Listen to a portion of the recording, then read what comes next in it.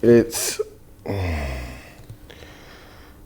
2:48 on Saturday morning, and I wanted to try and get this shaft knocked out before Monday so that I didn't have to stress about it on Monday. So this shaft's obviously in two pieces now. It's not supposed to be. It's out of a little roll former. Does purlins, I think, for steel frame houses. But anyway, I just pressed that sprocket or gear off that area there. I just tried to press that's the forming die. I just tried to press that off the shaft. We've done these shafts before, so obviously it's broken. It's, obviously been cracked for a little while. You can see it's been cracked for a little while.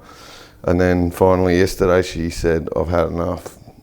Stick it in your ass. I've had enough." So we went and yanked it. They had a spare one, so we put the spare one on. But the plan is to get this one sorted out and get the spare one and get it back in and get that spare one back out again. So plan is I was just trying to press that forming die off, but we've done these in the past and they're actually on there with it, and it's a pretty serious interference fit. So I think from memory it's like 0.1. So, for all of you that still live in the dark ages, I think that's 4 thou or something. So I know they're pretty tight anyway. So getting them back on's a bit easier because after we've made the shaft, we can stick the shaft in the deep freezer and then warm the die up. And because we freeze, there's a bit of a difference, and they go back together way easier than they come apart. And so anyway, once I've measured the shaft up, I'll just throw it up and machine the shaft out of the die. So no biggie.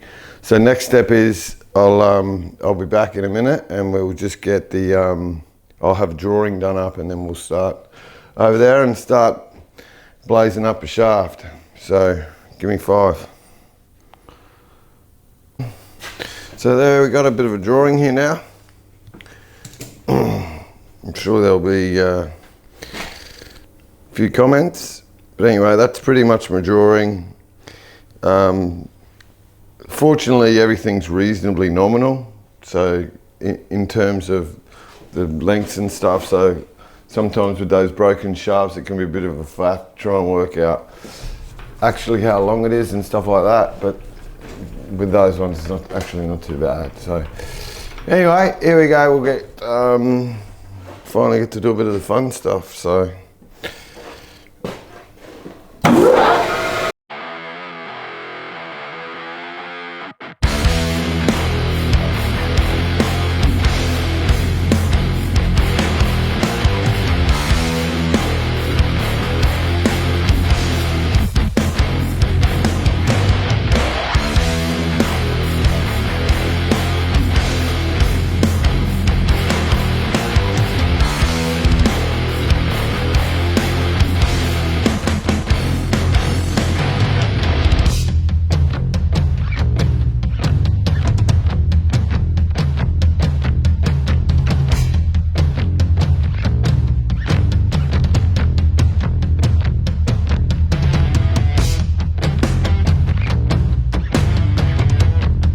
So quick update, I just want to try and give everybody a bit of an idea of how I'm going to machine this thing. So I know my drawing's not very good, but it makes a fair bit of sense to me. So if you have a look at how I'm going to machine it, so I'll actually if you think about the chuck, so if you think about it like that, so there's my material and there's my shaft that I want to make. It's actually, that's the orientation I want to do it in, and I'll explain to you why. So if I machine it this way, so starting here and machine all the way just past this shoulder, it means that I can kill that non-critical dimension and I can get to that non-critical dimension while it's set up between the centers. So plan is we'll go blast down to 54, because it doesn't matter whether it's 0.2 under 54 or not, or even what the finish looks like or anything. You can see the finish on the other one's pretty secondhand anyway, so it doesn't matter. So we'll blast that down, and then what I'll probably do is rough to this shoulder to within, I don't know, 51.5, and I'll walk you through why I do that later on. And so once I'm rough down to the 51.5 all the way up to this shoulder, I reckon then I can finish off that detail and finish off that detail.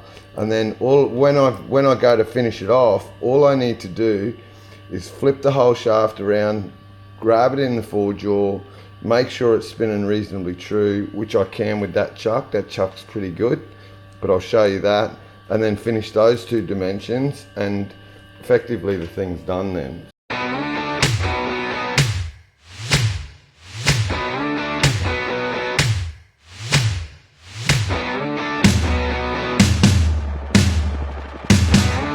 Well, we're back recording again. There might be a few observant of you that notice that the lathe had a bit of a clean for a start. Now I know what you're thinking. It's not the next day. It's definitely not the next day. Prove it. Well, it's still 4:10. So it's 4:10 on Saturday morning still. But those observant few of you noticed that when I was talking it up on how I was going to machine this thing, I said, I think I said at one point, we don't know what that is, we'll have to work it out. Well, I had to work it out because I couldn't go any further. So that's where we were there. So I've since relieved the inside of that. So it fell out. I've measured that. It's actually about 0.1 under. It's still pretty warm, so it might even go a little bit more than that. So maybe 1.5 or something, because it's still pretty warm. So anyway, I'll double check that after it's cooled off. But at least now I can rough down to 51.5, and hopefully by then it's a bit cooler and we can get a better measurement. So that's what happened there. So we'll get cracking again.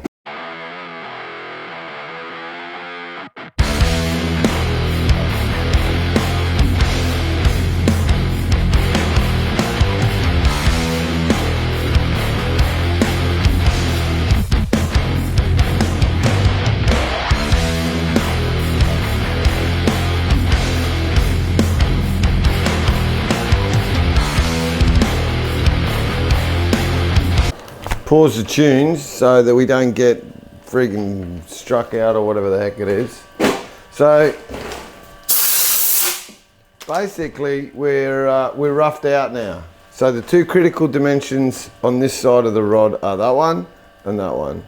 So this is not critical and that's not critical. That one's reasonably critical, this one's super critical. So let's just flick that one again and see what we got. We'll see what we get. All right.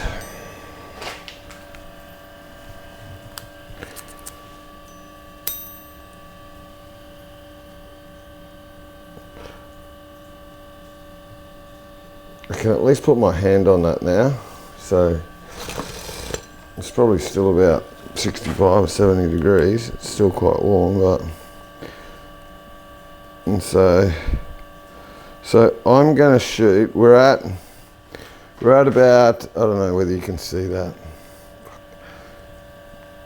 Can you see that? I don't know. Anyway, we're at about 49.87 ish. So I'm going to shoot for about 0.1 interference. So if that's 87, I'll aim for about 80, 97 to 98. I reckon if I aim for 98, by the time that cools down a bit, it'll be even smaller. So probably 8.5 by the time it cools right off. And so if I aim for 9.7, that'll give me about 0.12, 0.13 of interference. So let's aim for that and see how we go. We're going to stop that at 285. And we should be at 50.79, 50.8.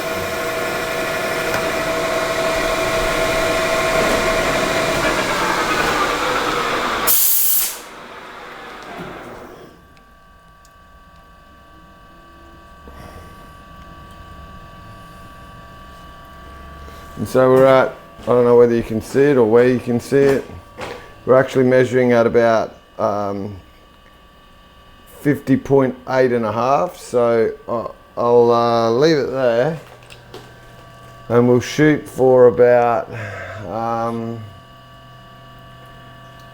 we'll shoot for 9.6 and that should give me about 9.7. So we'll shoot for 9.6 and go for 9.7.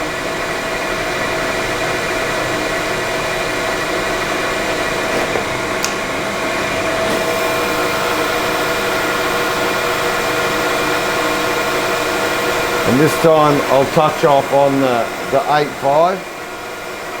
There's a reason why we don't let it hit that shoulder on the first pass.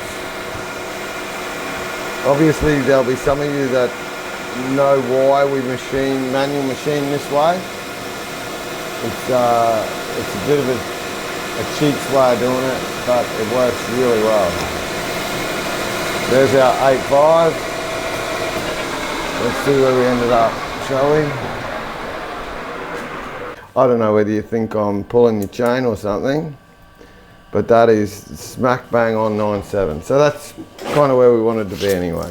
So if you use that method, I might do a video on explaining the method a little bit better, but it's pretty easy to see what I did. 2 equal cuts to finish. I've just measured the shaft. The shaft's measuring at 29.97.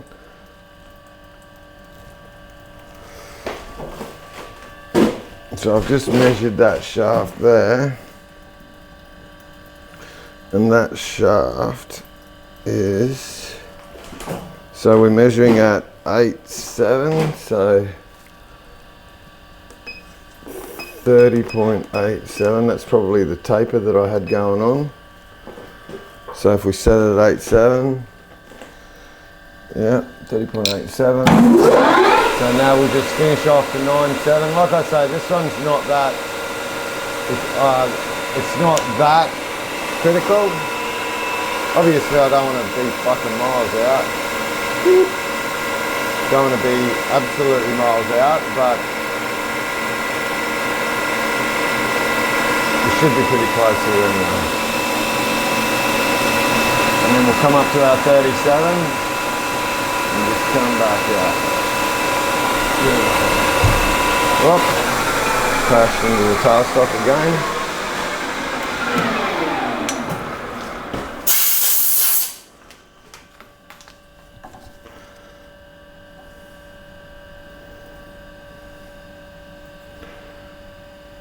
So 9.7 again. So that method works, man, trust me. As soon as I was showing that method, it changed my life. Well, that was close. One of the reasons I didn't show you, shut up. One of the reasons I didn't show you machining the die off the old broken shaft was because I forgot to turn all the cameras on, and I nearly just forgot to turn all the cameras on again. So I'm just parting this piece off. I'll pull it, measure it, work out how much I've got to take off, and then we'll be good to go.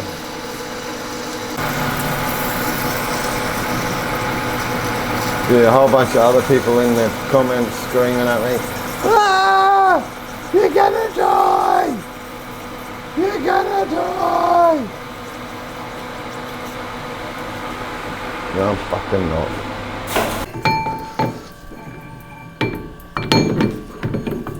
Well, I can tell you what, the most important thing I've got to do at the moment is go and get a bloody coffee. Yoshi, I'm on my way.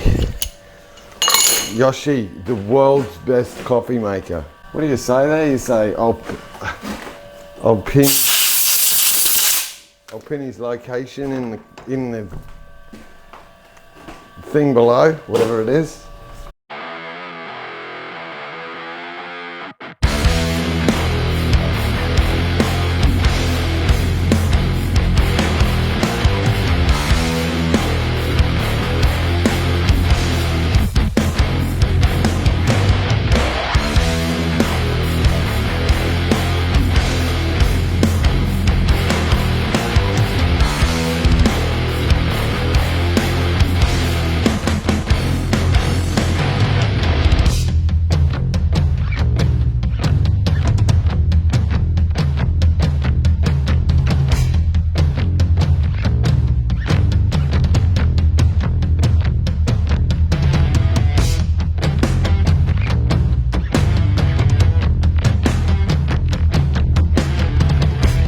All right, well, that's finished except for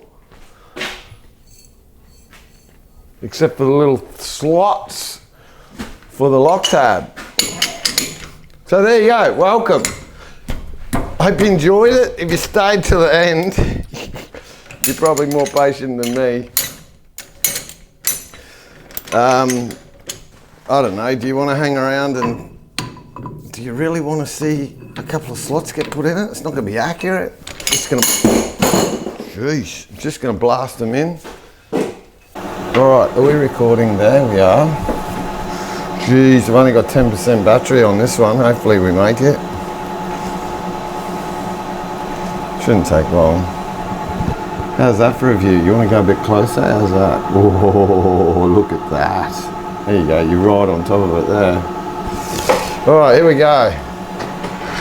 So we're on center now, which you can see. So we just touch there.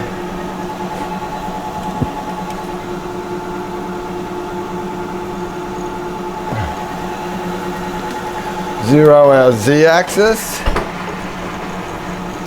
Yeah, so we're just brushing the top of that. Now bear in mind, again, this is not important. I don't want to cop a heap of freaking flack in the comments because it's not accurate. It's only for a lock washer. Relax. Probably needs to be about 2.5 mil deep from the edge. So let's go about 2.65. How's that sound? Nice number. So let's get the 1.65 done and then we'll finish off on a 1 mil cut. That's locked. And we've got to go just past the thread, both sides. Backwards, yep, that's what I thought.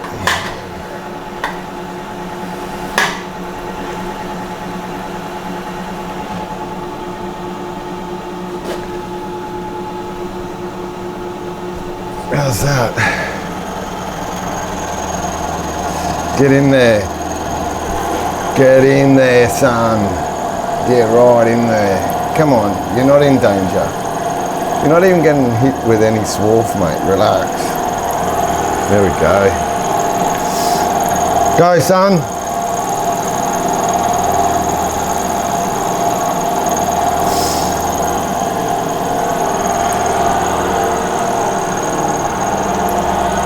Drag a bit of heat away, a bit of speed away from that. I am looking for something that I can spray on it because I'm not putting coolant down just for this. It'll drive me mental having to clean it all up. 8% on the battery, not much left. Better keep cracking. I'm looking for something to put on it. There's the CRC, let's go with that.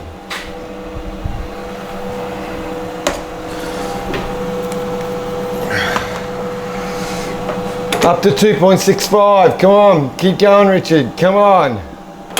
Pressure's on. We're at 7% yet? No, still at 8%. Come on.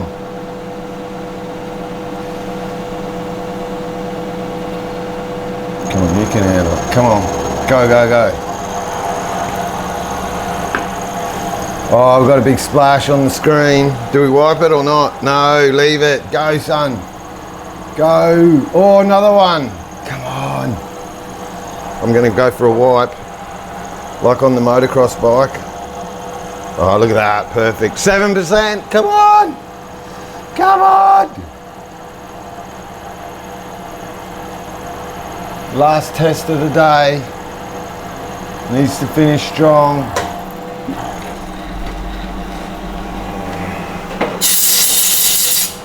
Perfect. Turn it off. Then we should be able to. No, we'll have to redo Z, but that's all right. Out. The last test of the day, the grassy test. Gonna have to push. We are going to have to push hard to get a result. About there, I reckon. Oh, we're not gonna be on fucking center either. What an idiot. Of course we're not gonna be on center. Oh, pressure. He's just washed out. Stalled it. No, it was a stall. Now he can't find his center finder anymore. Is he done with it? Oh, this could be the end of it. This could be it. You might not start it again. Just trying to start it. Battery's flat now. Now he's kicking it. Come on, he says. What have I done with it? How could I possibly have put that down somewhere and lost it already? Didn't put it away. How many percent we got? 6%. I reckon he's doomed. But he's found it. Oh well, he's back in the game. He's got it started, so he's at least back in the game. He's at least back in the game. So let's see how we go.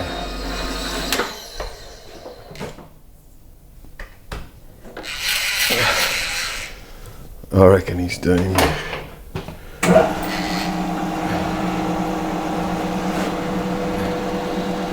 One.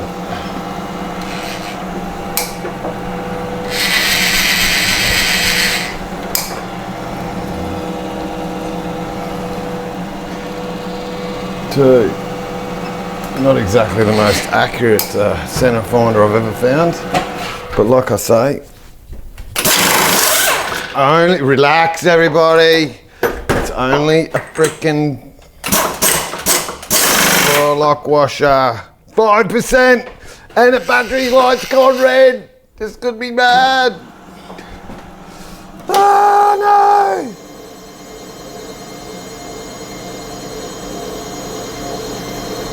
Will he make it? Halfway through the test now. Bike's still running. There's our touch. Zero that. 1.6. Go baby. Still here. This might happen. It might happen. All depends what the DJI does. Whether it just gets to 3% and says, actually, sorry bro, I'm out of here. I gotta get back to work. Oh, there's a bit of gloss on there now. A few spots. Where's my paper towel? Can't even find his paper towel. Could be doomed. He's hit a mud puddle. There you go. Oh, he's back in the game. Can he finish 4%? Uh-oh. 4%. Got a little bit more. About there. Yep. Go, baby.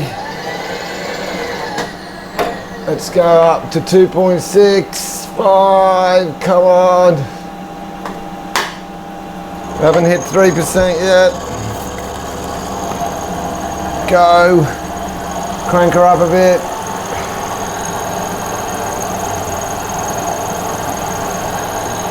Here we go. 4% still. He's coming around the last corner, wide open. One more corner. Little jump. Rut. Finds the rut. Hits it. And crosses the finishing line. And he's done it. 3%. He's done it with 3% battery. We won't count that I've still got to deburr it all and stuff like that. But anyway. There you go. Done.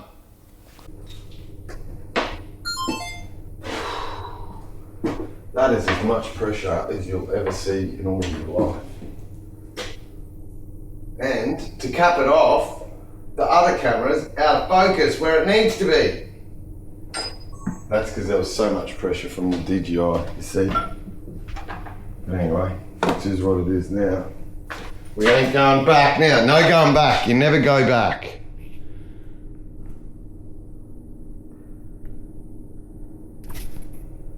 Did I even turn that one on? Yeah.